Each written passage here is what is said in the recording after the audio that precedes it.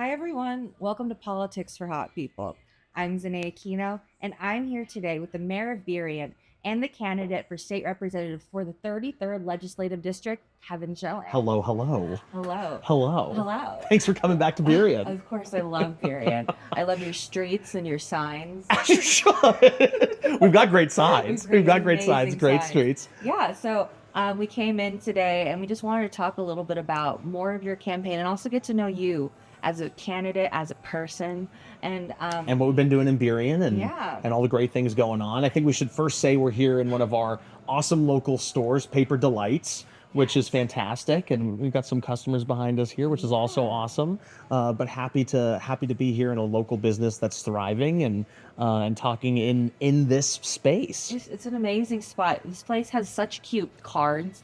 Kevin, if you were to make your campaign a greeting card, what would you do? Oh my God. I have a couple of ideas if you want I to. don't know. I don't want to try to say something funny, so I'll just try to say what comes to my mind, which is that like there's a lot of coastline in this area. So I'd love for it was if it was a greeting card that maybe like a flying heron landing on a dock or something I like like that. that. That's really kind of what I do. I think on the front of it, I'd put stronger together. And then when you open the inside, it would be because your issues are my issues.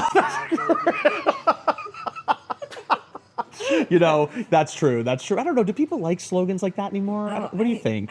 I mean, I do think about back in 2008, all the slogans back then. Yeah. You know, I have "Yes, we can" tattooed on my lower back. Of course you do. Yeah. That was a good way to go. That was a good way to go. That was Yeah. that was a good bet to make.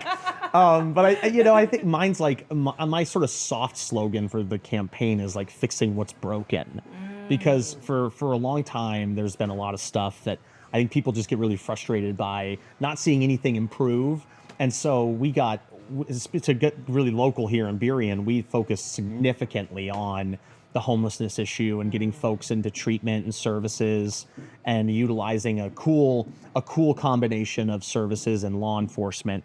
And people, if you're walking down the streets of Burien nowadays, you'd see we're doing a great job and getting people the help that they need. And so like, I don't know, I feel like you can't have a slogan that then doesn't translate into actual solutions you're trying to do. So true. You know? So yeah, what do you think is an issue that you've become more passionate about as being in office and then wanting to take into further legislation? Yeah, I mean, we've been dealing with like the mental health and the behavioral health and the addiction issues in on the streets of Burien, and I know that other cities have too. It's not just a Burien thing; it's a statewide thing. So that's definitely a number one issue I'd want to work on and take the lessons we learned here to the state around co-response models, more money for treatment beds, actually getting folks into those services and getting them the help that they need. That's a big one. But one of the things we did here too is on childcare. We spent a lot of time figuring out how to reduce the barriers to help people start their own childcare centers. And this year we've got 10 more childcare centers going online, which is great. It's expensive. Childcare's expensive. Have you talked to someone recently about childcare? I live in the city, so I haven't seen a child in a long time. But I do care for them. I do care for the kids. I did love daycare during my time. There you go. Yeah. As a former daycare As a attendee. former daycare Yes, attendee. yes. Yes, I was big on that. I loved the snacks. I loved hanging out because my parents were always working and I wanted they wanted to support the family, and what always was a concern, like how can we make sure that Zahnae's in a good space Right. and like safe and also still learning things. So, Yeah. like, I really appreciate how you prioritize that. Well, and it's a big deal because everyone's pocketbook is there's so much money going towards childcare or going towards some sort of schooling or daycare or help with young kids, and like I hear that all the time when I'm talking to folks in my city. And when I'm knocking on doors too, people are like, things are just more expensive, and one of those things is childcare. And so in Burien, we focused really hard on that to get more childcare centers up and running. There's 10 new ones coming on this year, which is really exciting. And then another one's like, I hear a lot of people talk about their utilities being more expensive. It's all cost of living, right? And like, right now people aren't really seeing their incomes go up all that much. They're having trouble either getting a job that pays a little bit more or getting more money at work or whatever that is. But then you've got costs going up, whether it's utilities or groceries or gas, because the gas tax just got increased too. And so we need to find ways to expand the supply and expand choice so that there's more competition and Yeah. get prices to go down. Yeah, prices to go down. Okay, so in your world where you're able to help collaborate with the community and work in legislature, how would a hot person or any business day to day change?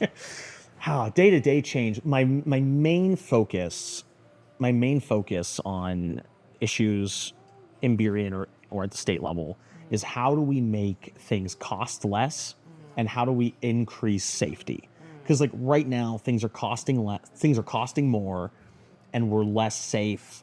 We're not putting protections in place get people to get people in the corrective services in place to, if you committed a crime, I'm sorry, but you gotta do the restorative justice things to not then commit more crimes. Or if you have a violent offender or something like that, I don't want you on the streets. If you're a violent offender, you should go to jail if you've committed a violent crime. We've seen too much violent crime in Burien and the surrounding cities to not have that be a focus. So we've got issues around costs going up and public safety getting worse.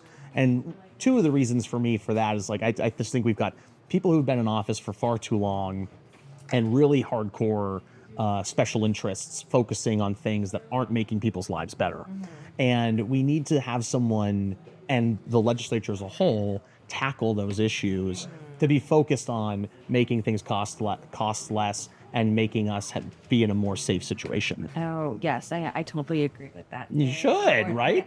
Yeah, just not to be like I have great taste. I agree with you on that one. Okay, so talking. Well, one thing that's making things more expensive is corporate monopolies. Oh, yeah. And like we've seen this time and time again, that if you have concentrated economic power in big corporations and there's no check and balance on that and the public trust, people are going to lose trust in the system. They're going to see that things are getting more expensive. It's for big profit, not for not for saving people money. I'm for promoting and helping out small businesses and promoting and helping out workers. And love that, because like the big corporations are consolidating economic power, Yeah. and we need like legislative power, democratic power to say we're checking you on that. Yeah, I remember when I was driving into Burien today, I saw a little sign that was like, "We scoop dog poop." Okay. And then like a phone number there, and and then I also went to the music store right before this. Uh-huh. And, like, all of the small businesses here are just so beautiful. Yeah. Right. So, what more do you have to say about? Just that, like, when you support the local production, when you support local workers and employers locally, you're putting money back into your local communities. But big corporations and corporate monopolies act like they control the system. And we don't have enough people elected into office making a check and balance onto that. And, I think that that's a serious issue where prices are going up.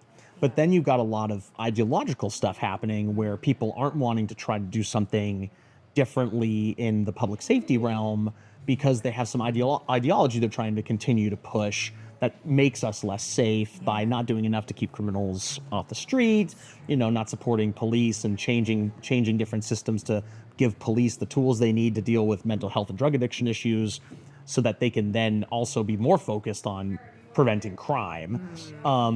And I think for me, those are kind of the two main things that are problems that we're working on. But specifically for small business, local businesses, I want them to thrive. I want more local employers. I want more people to make more money locally. And the way to do that is by saying the government's going to support helping you grow jobs. So we want more jobs. Yeah, I agree. I see you have like a gift here.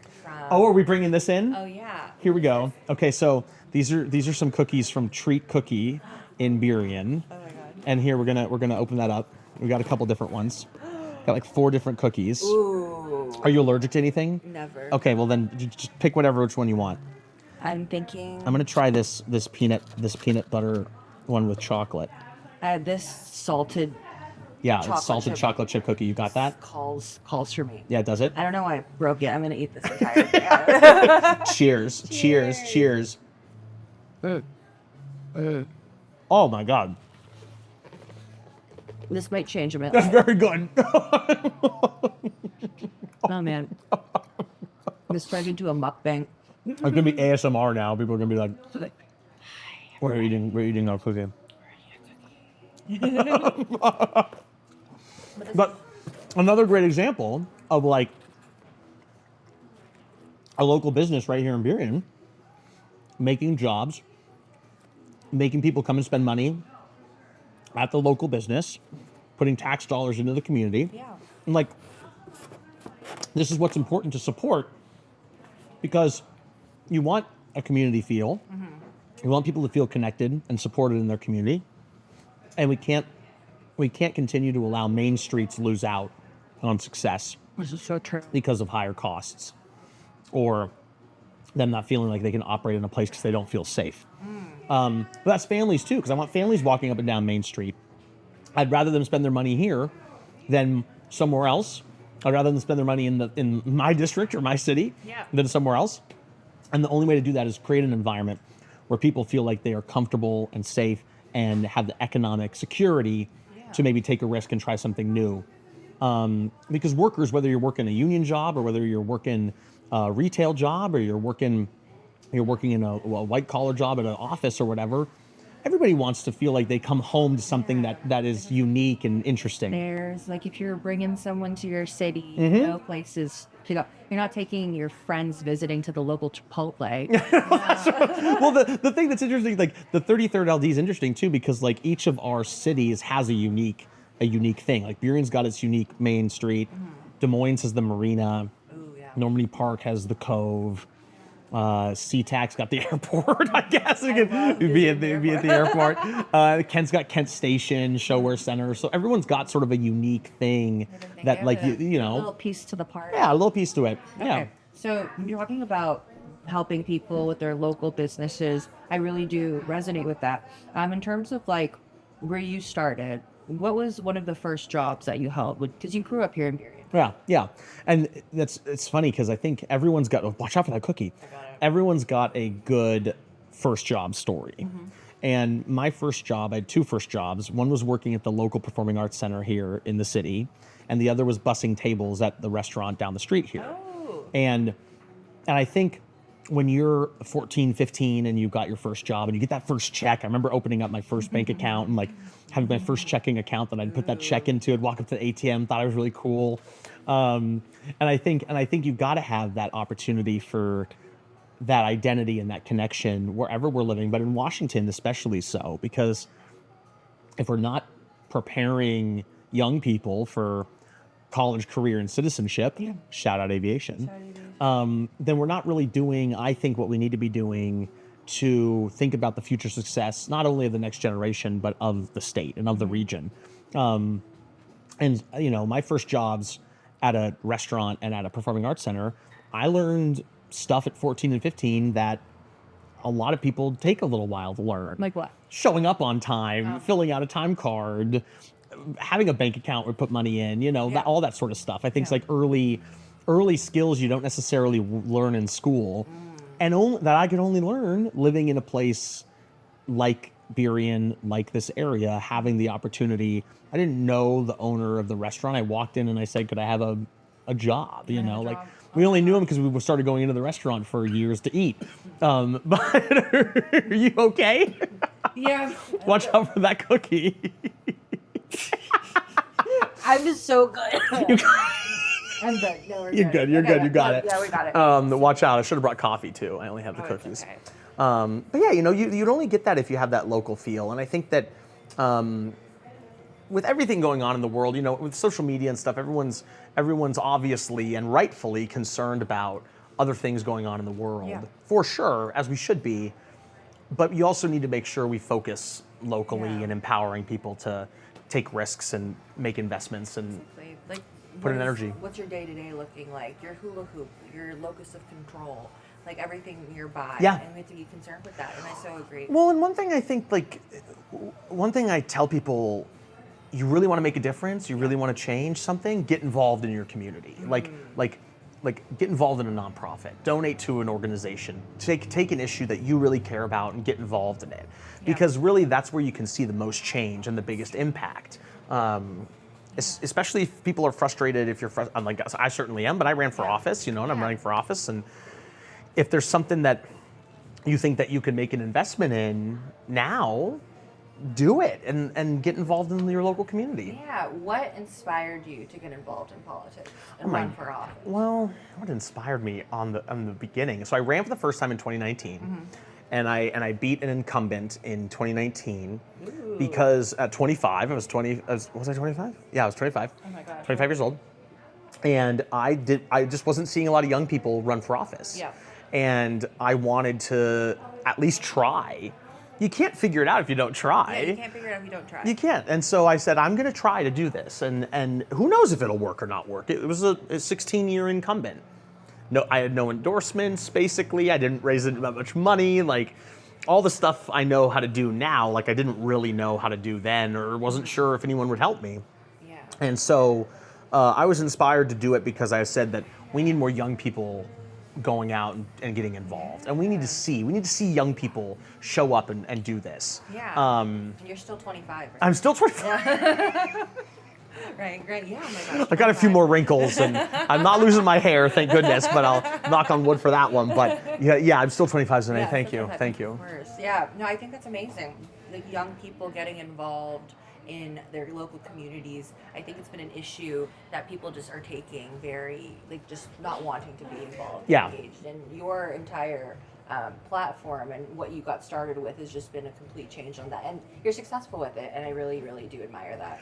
Well, thanks, Zahnae. But I think also like you've gotta earn trust, and you've gotta take tough decisions. You gotta make tough decisions, and I've made tough decisions, but I've made them thinking that they were what's best for the city and what's best for the public. And I think that we don't have enough people who are willing to kind of have an independent decision making on certain issues because they're afraid of ruffling feathers, and I'm not. Seattle Times said so. Yeah. Oh yes. I just read the news for the first time, and I saw that you were endorsed by the Seattle Times. That's right. That's amazing. So how did that go? What was the process that you went through in order to get the endorsement?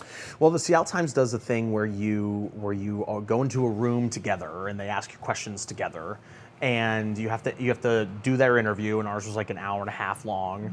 And then after you've done the interview, you don't know. Oh. You don't know when they're going to put it out. You don't know when it's going to go out. So I did my interview a couple of weeks ago on a Monday, and they didn't tell me when I'd hear. I didn't know.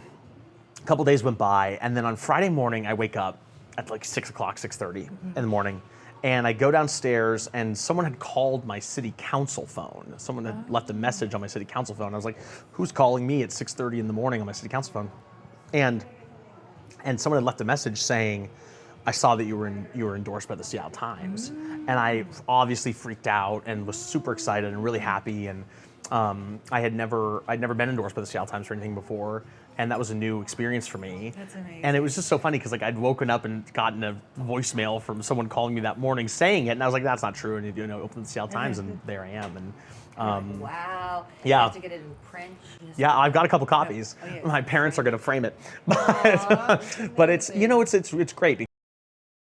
It's a third-party validator saying the work you've done and the things that you've done to put in place to make your community better are things we want to see continue. Yeah. And that wasn't just me saying it. It wasn't like my friends saying it. It was a third-party validator taking the time to think through it and say, that's what we want the future of the state to look like, and that's pretty cool. Yes. Oh, I think that's amazing, Kevin. So, okay, tell me more about your campaign. What have you been doing? Oh my recently to gosh. get the word out. I've been knocking on doors like crazy. I can tell you're glowing. My glow. Yeah. My glow. glowing. I've been knocking on doors like crazy. I think altogether about 7,000 doors now. And that literally means, like, Zahnae, that literally means like you are in your house, you are doing whatever you're doing. I only knock between like 11 and 7. I think any earlier than 11, people are like, why are you at my door? I think any later than 7, even up to 7, people are kind of like, you're getting into my dinner time. And what are the three things you wouldn't want someone to come up and make you talk to you about? Oh man, what is it? Religion, Yep. politics. Yeah. And honestly, I'm not really big fans of Girl Scout solicitors. So get the Girl Scouts out of here. So, but money, Yeah. so I'm coming up and talking to them about one of those things. Yeah. And And, you know, depending on what level of investment you have in local politics or whatever, some people might say, get away. Yeah. I don't want to talk about politics. Or some people might know exactly what's going on and want to talk to you for like 30 minutes. Oh my God. But really the important thing is like getting in front of people and saying, I'm doing this. It's great to meet you. And it's me doing it. Like I've knocked on doors in Burien, thousands of them for my campaigns in Burien. And these are all new people though. Like none of these people have voted for me before. And so it's been great to have those conversations because I don't like to force anyone to talk about stuff. If someone says to me, I don't want to talk to you, I'm like, okay, no problem. Thank you so much. But usually for the most part, 99% of the time, like it's a positive interaction. What's been your favorite interaction you've had going door to door so far? Oh my gosh. I really love it when I run into people who actually want to have a conversation or feel that like they've had something they've wanted to talk about for a long time and they haven't had the opportunity to, and like this is their opportunity.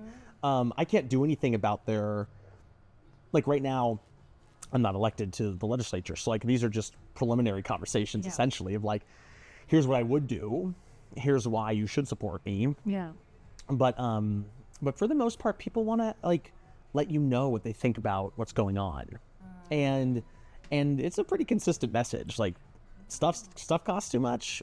People are concerned about public safety, and they want to actually see like some material change in their life. You know, it's pretty much the consistent message. Yeah, I like that. I like that you've been able to really just see people. Yeah. And meet them where they're at, literally at their door. Literally. like I think it is so important, and not just that, but showing up at the local events, like showing up to the local city events, the prides, the farmers markets, the local celebrations people have. Like you got to show up to that stuff. I want to show up. You got to talk it Yeah, and walk you it. do. Yep, I love that. Okay. And I've walked a lot. You've walked a lot. I've walked a lot for the campaign. How many steps are you Oh, doing every day? at least 10,000 a day, like at least, because I'm going into those neighborhoods and I'm walking those blocks and knocking those doors, at least 10,000 a day. Oh my God, the doctors are shaking. It's not showing that much. It's not showing that much, and I'm eating these cookies, so like that's not helpful. But 10,000 you know, That's yeah. amazing. I strive to be like you. Oh my God. Oh my God. The other day, I hit a whopping 500 steps because I was going in between my bed and my desk. Amazing. I know, that's my commute. Incredible. But, okay, so the last thing I wanted to ask you, just to wrap up our conversation in terms of like, going back to this theme of politics for hot people, I'm going to give you 4 state office political positions. Okay. And I would like you to rate them from hottest to least hot. Okay. Just the position, not the people. Just the position. Clarification, the position. Okay. So The hottest here position. we go. Okay. Lieutenant governor. Okay. We're state treasurer. Okay. Mayor. Uh-huh. And then city council. Okay. To be clear, all these are very important positions. All very important positions. All these are very important positions. The statewide ones are definitely hot. Like you gotta have some hotness at the state. You're doing a big job, and those are hot positions. Yeah. City council, there's so many city councils, and like we get really into the nitty gritty. Yeah. It's more like a working hot, hot. like because you're working at it. Mayors, I mean, what a great who it's the hottest. It's the What a ridiculous question. The hotness of positions. You know what though? I think like there's one position I think is the hottest, is definitely I think the commissioner of public lands as a position is really hot. Like you get to work with the firefighters, you get to go deal in public lands, or you ride a horse around, you get to go like deal with wildlife issues, get to go into rivers and streams and stuff. Like that's hot. Okay, equestrian. I love that. Okay, I think that's the hottest one. Yeah, that's hot. I would Yeah. subscribe to that. Okay, is there anything else that you wanted to share with the people? I am just glad that we had an opportunity to do a renewed conversation. Yes. I think the importance of voting in a state legislative race, one, people need to be more engaged. I think one of the things I hear when I knock on doors a lot is, what even is the state legislature? And I think for a really long time, folks haven't been engaged in that process. there hasn't been an interest to engage folks in that process for different reasons, whether they're political reasons or financial reasons. It's hard to engage an entire district of people in your decision making. But I think that's incumbent on elected officials to do more work to talk to their populations, to see what they want to do and what your constituents are looking for. And so one thing I'm just trying to ensure people know is that these are important. All these elections are. Every election is important. Yeah. But to know that really you can make a lot of change at your state legislative level, you can make a lot of change at your local level, but it's important to be aware of what's going on at a statewide, state level, because that's where a lot of the change is happening. Exactly. You know, and our issue and the issues we need to really kind of coordinate on need to be statewide issues, like funding behavioral health beds, like helping grow public safety law enforcement officers so that we have safe streets, like taking on big corporations with special interests that are directing people what to do in government a lot of the time. Yeah. And so that's something that we've got to be really focused on. That's good. See, you hear that, everyone? Your issues are our issues. I'm so glad to be having this conversation with you, Kevin. It's been a great chat. I feel like I learn a little bit more about myself and also the state every time we chat. So thank you so much for giving me your time. Thanks for Politics for Hot People 2.0. Yes. Episode 2, cut.